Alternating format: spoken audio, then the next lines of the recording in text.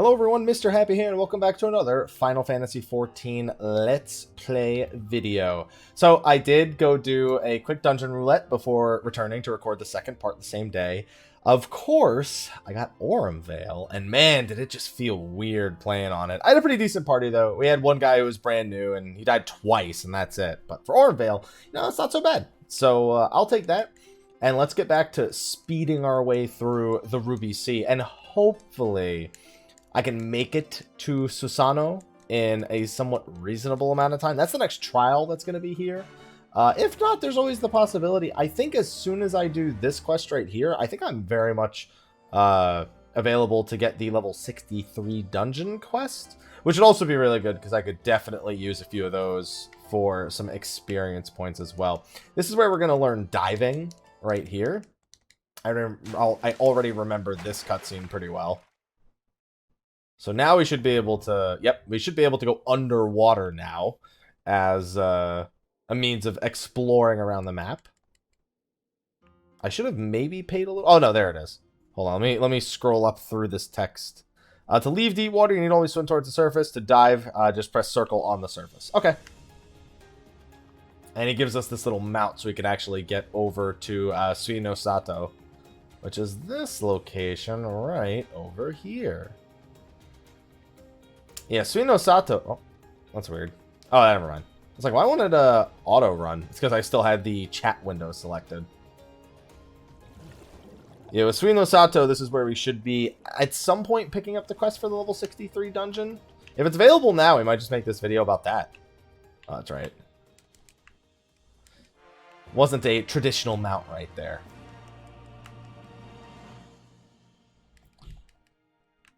What you got for me, Elise?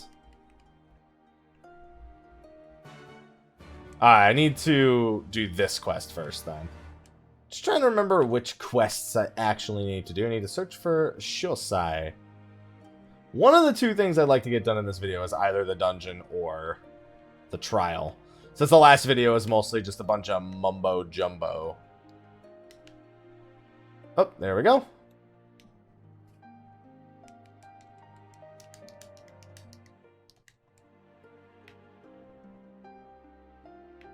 Okay.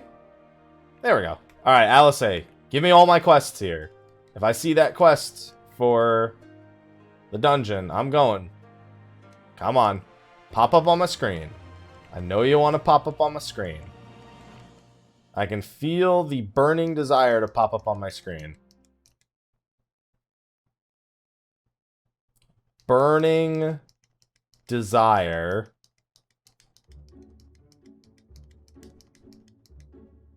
Yep, I can see it.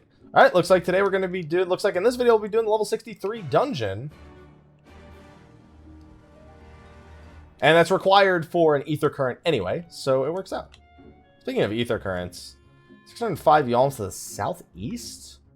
Oh, I know where that one is. There's a bit of a mystery in my head, but I'm confident. Oh, can't jump off here. Once I have flying unlocked, that won't be much of an issue, but otherwise can't jump over those surfaces. Yep, there's Kurenai.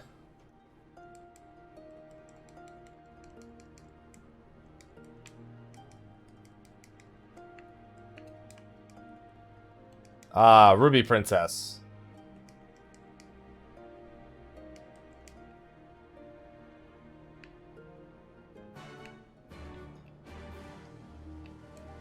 Just gotta do this real quick. The Palace of Lost Souls. I actually really like this dungeon coming up. Back when I did the media tour for Stormblood, this dungeon that I'm about to do was the dungeon that we did. Unfortunately, I also remember unlocking this dungeon, which was less of an exciting thing. So for this dungeon, we have to go all the way to the southwest side of the map, to the very bottom of the ocean floor, in order to access it. Now, thankfully, underwater I can actually use mounts without all the ether currents. Of all the things they got right with this for when you first unlock diving, this is one of the things that they absolutely did. It's not nearly as tedious as certain other things are. There's also this quest right here, which I might as well stop and grab real quick. Just the continuation of the main story quest. You have to like go around and use this enchanted lamp to find a shimmering object. And I can never remember precisely where you're supposed to use this thing. I always think it's like up here. A flickering light in the distance. Thanks, that's really helping. I know, you know what I'm mistaking for right here? I always think it's there because that's where there's... So you can get treasure maps, and some of them are underwater, specifically thieves maps. There it is. But the shimmering object is right here. That's the item for this quest. Just hand this in real quick before we go unlock the next dungeon. And yeah, one of the entrances is at the tip of that ship. So I always mix up the two. And I always think that this quest is there when it's not. Alright, grab this quest, and then she's gonna float away. Alice is going, looks like she's going back to Tamamizu at least. While we go in the opposite direction to get the dungeon unlocked. Back on our mount. Now, luckily, I'm already at the ocean floor. I remember when the patch first came out, I was on the surface, and I was like, okay, let me just go to the southwest side of the map. And then I got there, and I was on the top, and I was like, oh, it's all the way at the bottom, isn't it? It's actually pretty deep underwater right here. It's pretty much at the very bottom of the map. As far out of the way as it can possibly be. Which, considering the lore of this place, it's quite interesting, actually. It makes perfect sense.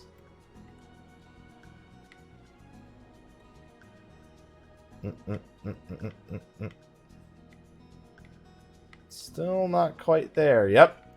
So when I say the very bottom, I mean the very bottom. I actually was starting to think, oh, I'm kind of near the bottom right here. Nope. It's way down there. But it's a beautiful dungeon from the outside. Look at that. It's actually a beautiful dungeon once you're inside, too. It's just a good-looking dungeon. Hopefully the queue for this isn't too long. My roulette queue was instant. Can't believe I got Aurum Vale. Of all the things I need to do to hit 63, Aurum Vale was not on my top list of things to do. All right, Shisui of the Violet Tides. So let's queue in, and hopefully it doesn't take too long. Now, the one thing that may be actually harming me in terms of getting a queue up for this is I'm mostly going to be with people who are doing the leveling roulette, because most people now are going to be leveling through Heaven on High, the deep dungeon I mentioned in the last part, which you use for 60 to 70 on secondary classes. But I am still a healer, so less than 5 minutes, the expected wait time. Of course, that's the expected wait time that I was waiting for. So I guess I should take this opportunity real quick just to see if there's anything I want to do action-wise. Nope, never mind. We ain't going to have any time for that. At least I'll have all my skills. I do have to grab... Oh, no, I don't really have to. I'll have my next White Mage class quest also. That's what I'm thinking of. I think it's 60, 63, 65, 68? Question mark? And then 70 for the actual skill. Next level, though, I do pick up... What do I pick up next level? I have Thin Air now. What's 60? Is it just Stone 3? I think it might be. Ah, it's so beautiful. Shisui of the Violet Tides. I hope we come back here for some more stuff at some point. I don't know what, but I hope we come back for some reason.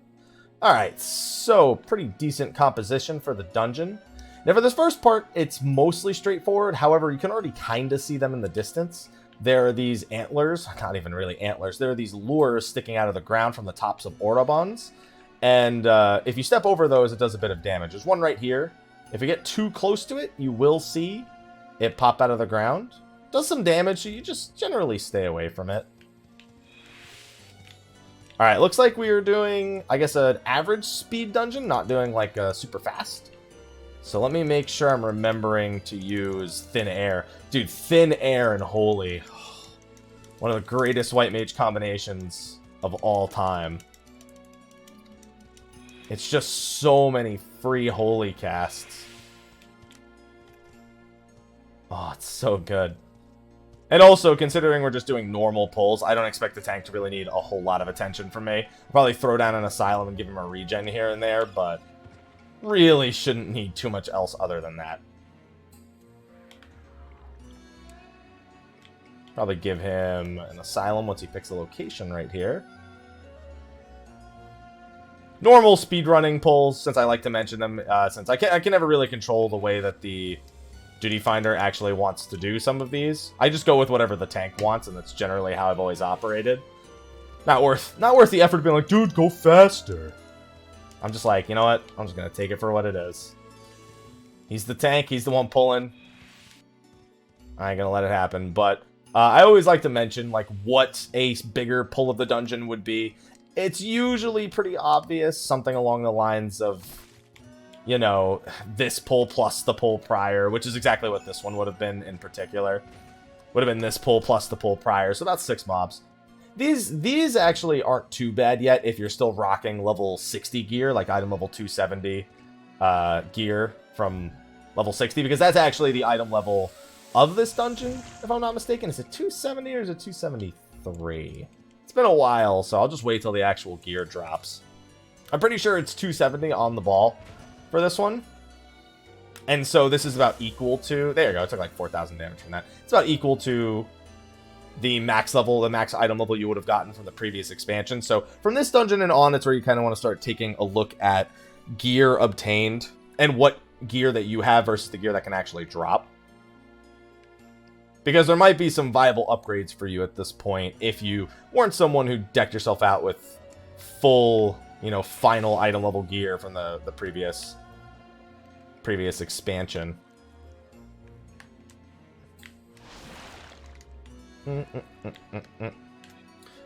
Other than that, this is going to be really straightforward. There's actually a good trick on the first boss that I always like to mention to people. Something that I feel like it probably won't work out the way I want it to in this dungeon. As I'm only the healer, I don't really have a lot of strength in regards to killing stuff super fast on the first boss. But whenever I'm like queuing with friends, I always ask them to do the first boss in a certain way, just because it's a little easier. Like, it's not really that big of a difference. It's just something I like to do because it means less damage for everyone to take. And we got a couple of pulls right here. We've got the one Orobon in this, plus after we kill these two, it's going to be one more set of mobs. If people are going to get hit by a bunch of the Orobons, this is usually the pull where it happens. And they only do like 4,000 damage, so it's honestly so irrelevant that it doesn't really matter what you do. Well, these mobs do spawn pretty far apart. And it would appear that we are both on separate targets, so as much as I'm a fan of AoEing, it looks like we're just single targeting 2 different monsters, so I'm going to treat it like that. Oh, looks like they finally swapped, and now they're all on this one.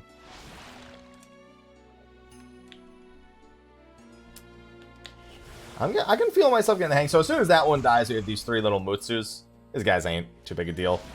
As the healer, with fresh ads spawning, I just go stand next to the tank. Easiest way to make sure he sees them all, picks them all up. Standard stuff. Standard stuff. I could probably thin air these, but they ain't gonna live too long. And I'll probably regenerate all my MP by the time we get back to the final boss, so... Or back to the next boss. To the next boss! Where are we going back to? We're going forward. These things do apply defense down. And so if you're doing big pulls here, and that big mob dies first, and you still have, like, you know, maybe 3 or 4 mobs left from the previous pull, plus these guys, that can hurt. But it's not too bad. I think it's, like, physical damage taken plus, like, 10% or something. Just keep it in mind. Especially because we're about to go on the next boss. I'll just wait for it to wear off naturally. So this is the first boss, Amakiri. Pretty straightforward boss for the most part. It's really just a handful of like small DPS checks. Nothing too major. And then he also summons some ads, which we'll point out when the time comes. I didn't even really make use of that thin air.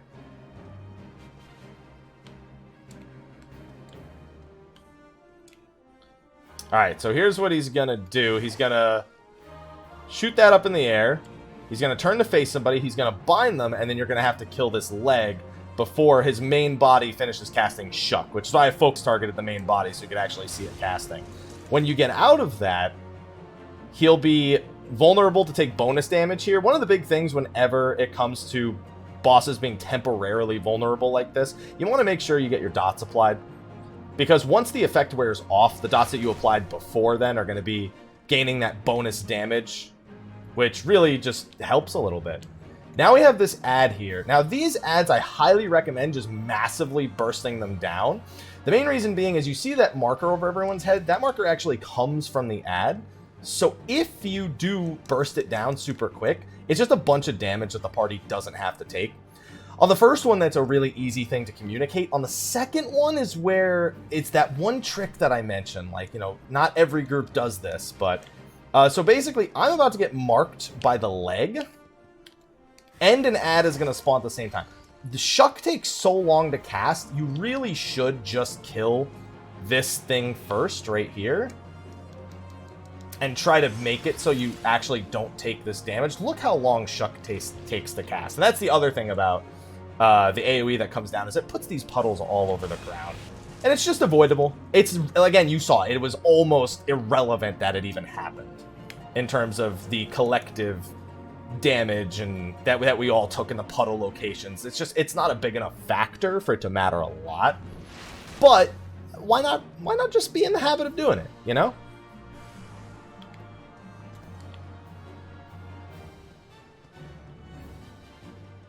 It's just better to be in the habit of doing it than to not. Also, don't stand on top of each other when it comes to actively avoiding that. And you can see, even once the AoE is in the air,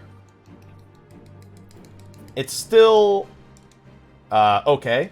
Yeah, you saw, I guess I got a little bit wrapped up in my talking. I was actually looking for Benediction on my bar. I have no idea where it is. Because I was going to Benny him when he got low, and then I realized I had no idea where my Benediction was. So it got a little scary right there. Where is my Benediction?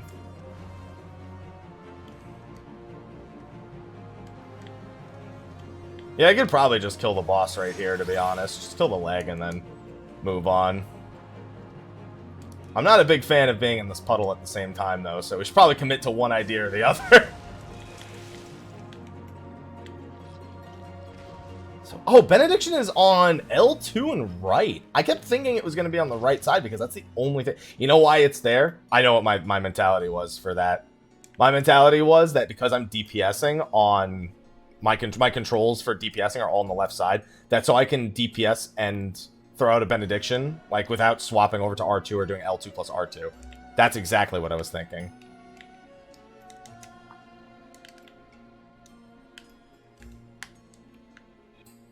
Makes perfect sense if I remember that. If I remember it that way, it makes perfect sense. Anyway, we're fine. He dropped down to 2,000 health there. Now I remember where Benediction is under the same circumstance. That shouldn't happen again. Unless I'm just slow to target. Well, when I'm holying, I can just target him. And then if he gets low, I can just do that. It's only when I actually want to cast, like, Stone where that doesn't really work. Where do you get all that healing from? Oh, he did the, what's it called? The execute attack. See, now it's kind of annoying because they're a little bit too far apart. Just a wee bit too far apart.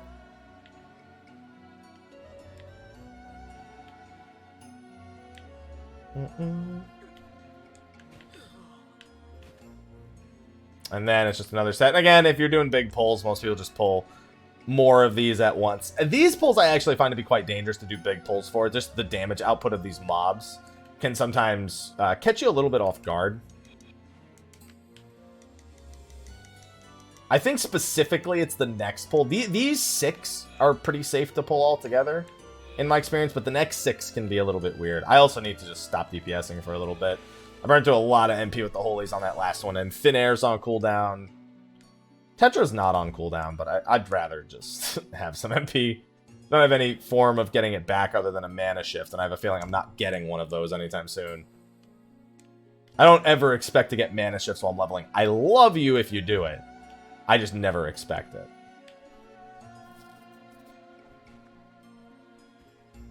I will have Lucid Dreaming in a couple seconds. Probably wait to do it until we actually aggro the next set of mobs. Actually, I'm so low on MP, I might as well just do it now. If you really want to, there's a treasure chest over that way. Usually has some loot in it. Otherwise, this part's mostly about avoiding the fire arrows. These you might as well just pull all the way. At least until this point, you generally want to pull them. You don't have to pull all of these mobs, but as soon as you get those archers to run away, it's just pretty nice to not have to deal with them. Oh, that was weird.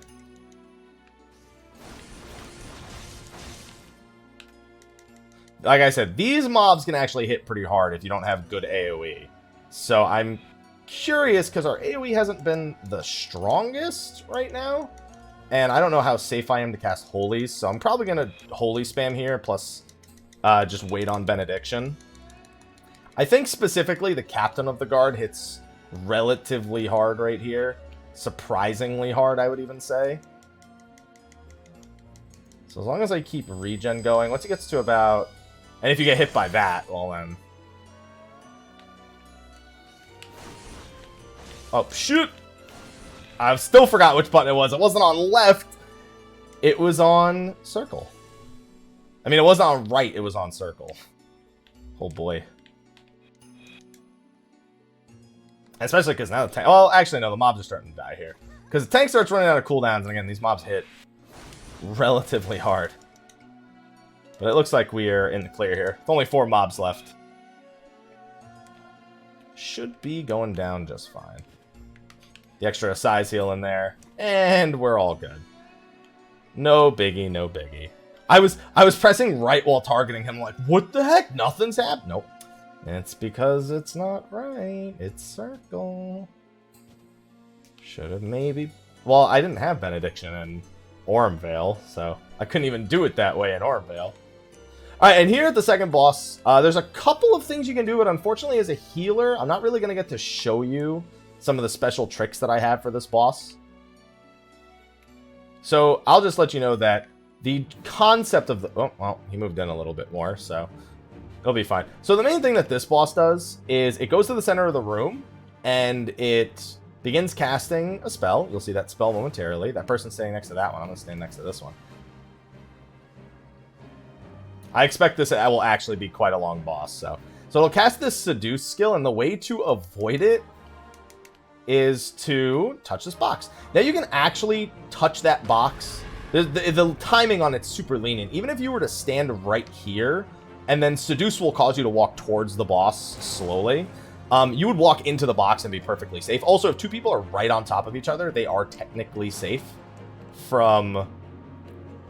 they can technically both trigger the box simultaneously, meaning that you can have 2 people share a box if positioning comes around to it. Now for this right here, those AoEs are actually going to chase these people.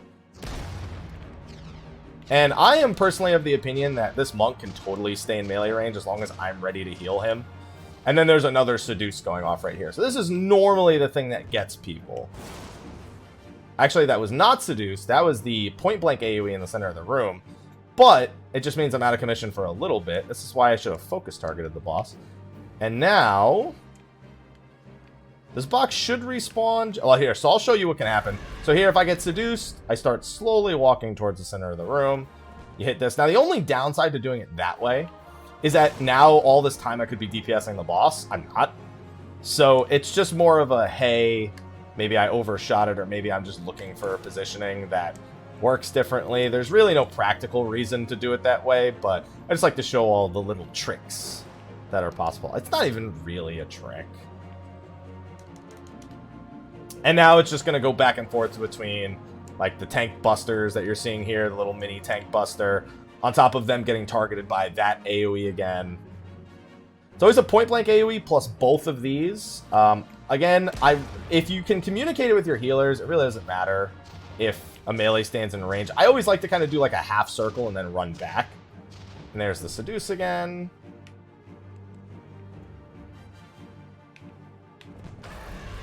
Now see, he's gonna live, but not in the most pleasant of ways. See? It also knocks you back, so the even worse... Oh, I did that wrong. I meant to do Swiftcast Cure 2. I did Swiftcast Holy. Hashtag inexperienced. Figure I might as well just use the Benediction.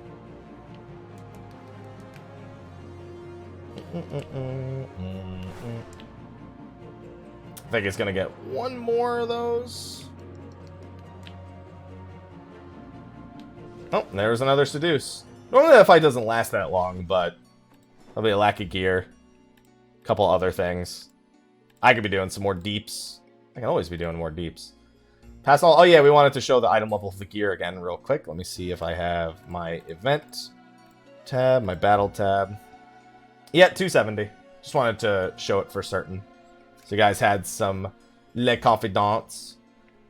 So for this part right here, between the second and third boss, this thing actually hits pretty hard, this blue Uniku. It's also very, very beefy of a monster. But the big thing is that you have these exploding pufferfish the whole time. Now, you actually used to not be able to drag this blue Uniku all the way up to the next section. You now can, we're not, but you now actually can drag it up to the next set of mobs if you want to do a big pull. I don't really care how tanks do this pull in particular, because this blue Uniku just has a bad habit of pushing the other monsters aside and just being an eyesore to look at while you pull. The downside is no holies for me.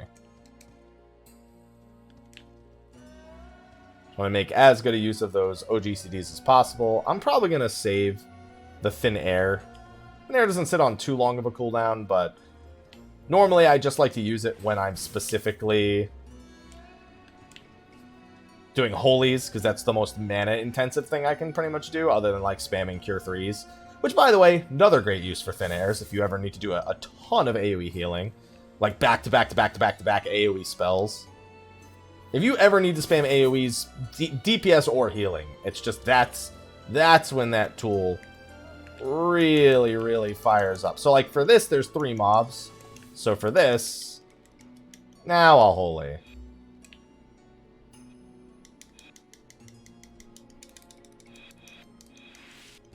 And he's not taking any damage, so we are all good.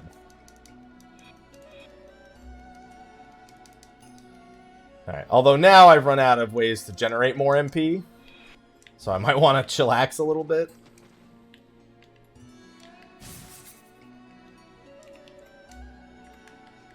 Oh, doesn't even need that. Alright.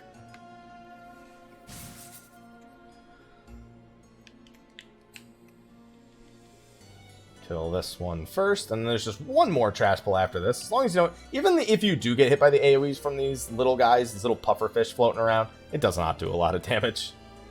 Not overly concerned. In fact, I might get hit by one right here just for you to see. It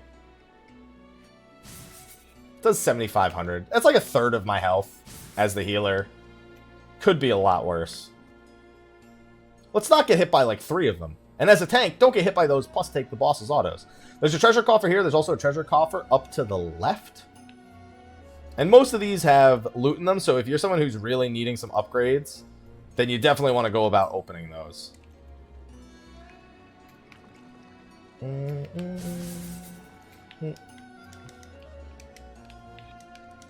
Now, I don't have Thin Air for this one, so I'm not going to go too crazy. He's got the double regen. Someone's going to open the treasure coffer. There can be a weapon in this last one right here. So we saw they got the red mage weapon out of that one. So it's a good reason to maybe consider opening them if you want more chances at weapons. Whether they be for glamour purposes or for any purpose, really. Gear, glamour, doesn't matter. Not a bad time to pick one up.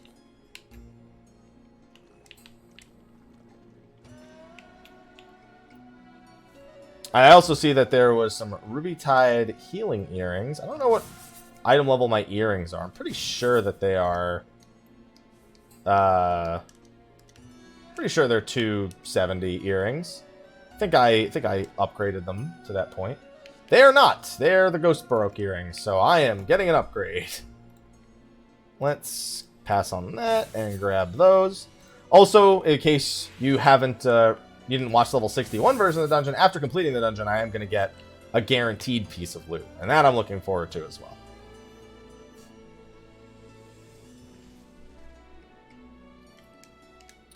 The last boss, mostly simple. I think there's really only like one thing that can potentially catch you off guard, and it's just only a little surprising because some people forget that it happens.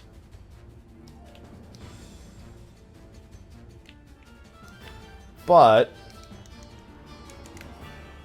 Generally, you want to arrow 3, arrow 2, and then do that, but I didn't. I just went for it right off the bat.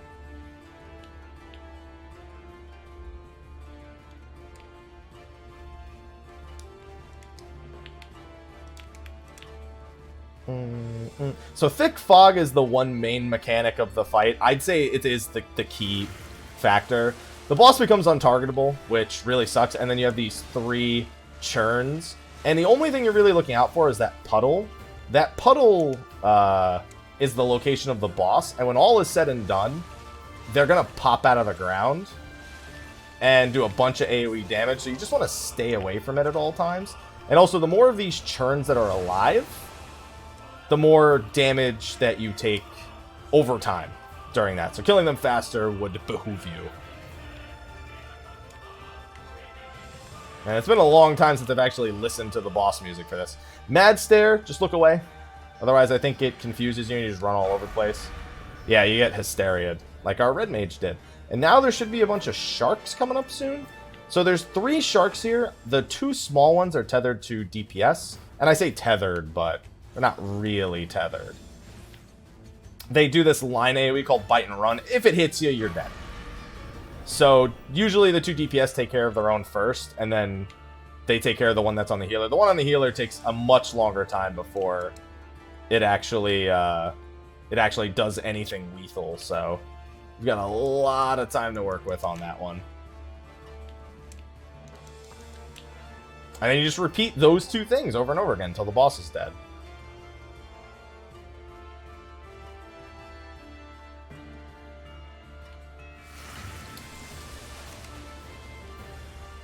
We got more of these churns.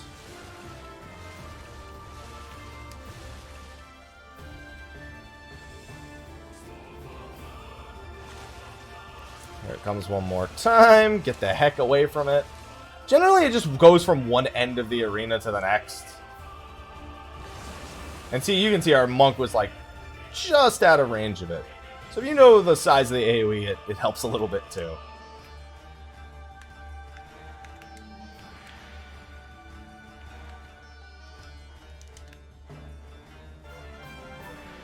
I think we get the sharks and a mad stare at the same time here, like right off the bat.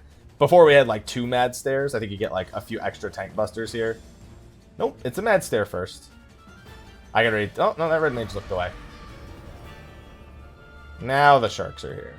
I usually don't even... Normally I don't go after my own shark first.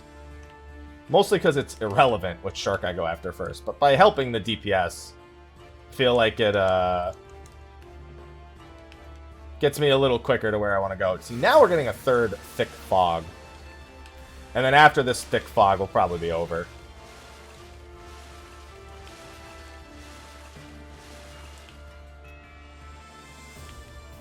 Don't even really need that many regens. It's more important to kill them faster than it is to, like, heal.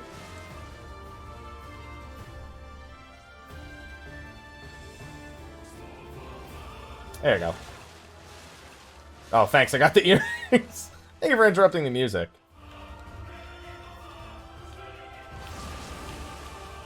Oh, he was a little close. So as you can see, if you do get hit, you get vuln stacks.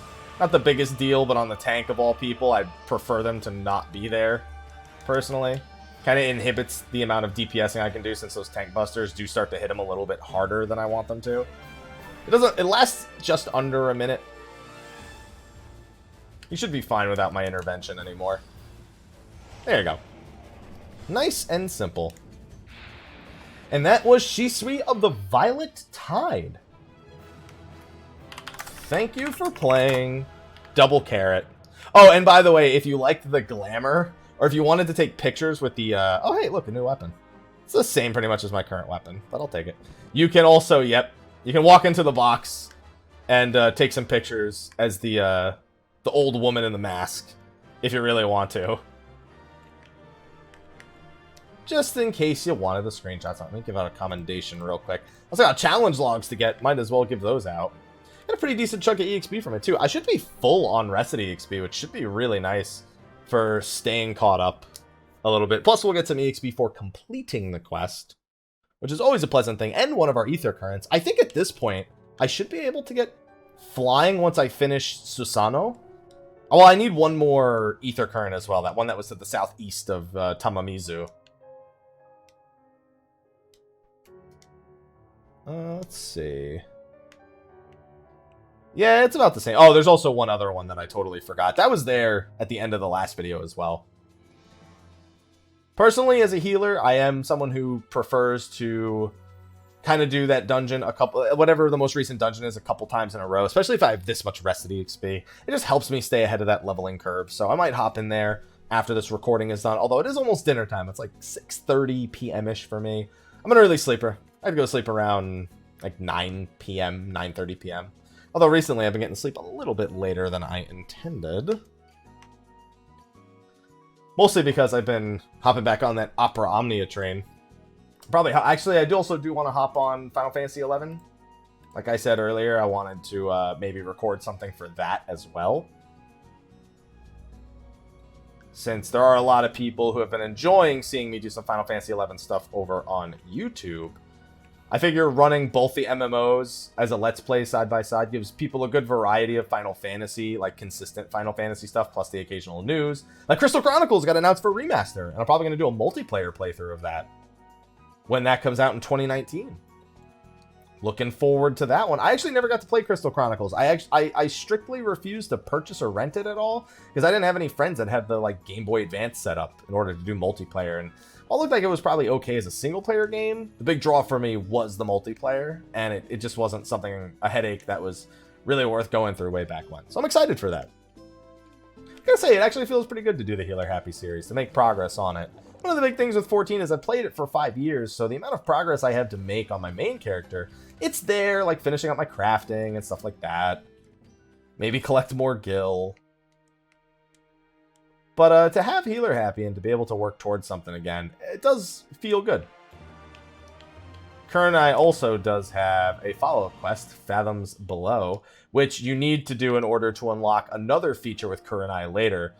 Did I do Zloe quests on this one? I don't know if I ever unlocked the delivery NPCs on this, on the series? I don't think I did with Zloe, but Kurenai has a feature that's very similar. For this one, by the way, I can totally just do this.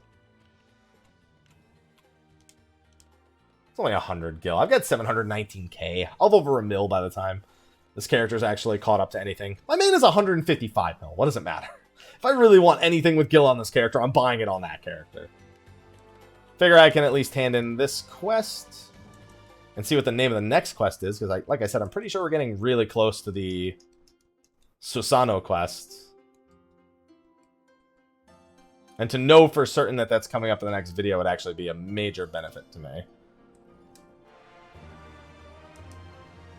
Breaking and delivering. I know I'm close. I know I'm close. It'll definitely be in the next video. Yeah, the Isle of Zeki. Yep, it's the quest after this one. Breaking and delivering. Let me just read the quest dialogue, but I'm pretty sure that that's the, yeah. Oh, well, follow Alice. Yeah, I'm pretty sure that I'm like 2-3 quests away from Susano at most. But anyway, that's going to be a wrap for this video for Let's Play Final Fantasy XIV. So the time you're seeing this video, by the way, the next video that you will see will be on the day of patch 4.4. It will not be a video I recorded that day. It will, of course, be a video I've probably recorded even later tonight, and I'll probably do like a batch render of 3. And get that done, and then I'll probably worry about doing a batch render of 11 tomorrow after State of the Realm. Oh no, State of the Realm, that's right, we're not doing it this Tuesday, and I think we just have our raid night tomorrow. So I actually have some extra time to get some video work done ahead of patch 4.4. On top of that, don't forget, patch 4.4 next week is going to be, man, we're going to have guides for all the normals, all the savages, our primals, our dungeons, probably some videos on the new roulette dungeons, and it's gonna take me probably like a week and a half, 2 weeks to get a lot of those videos done, to get them all collectively done. So please be patient with me and look forward to the continued release of this. I need to make sure I record at least enough of these to get me through probably a week after patch 4.4, and then I can probably relax a little bit and take things at my own pace again. But anyway, thank you again for watching. Be sure to like, favorite, subscribe, and share, and stay tuned for more Final Fantasy XIV Let's Play. Until next time, take care.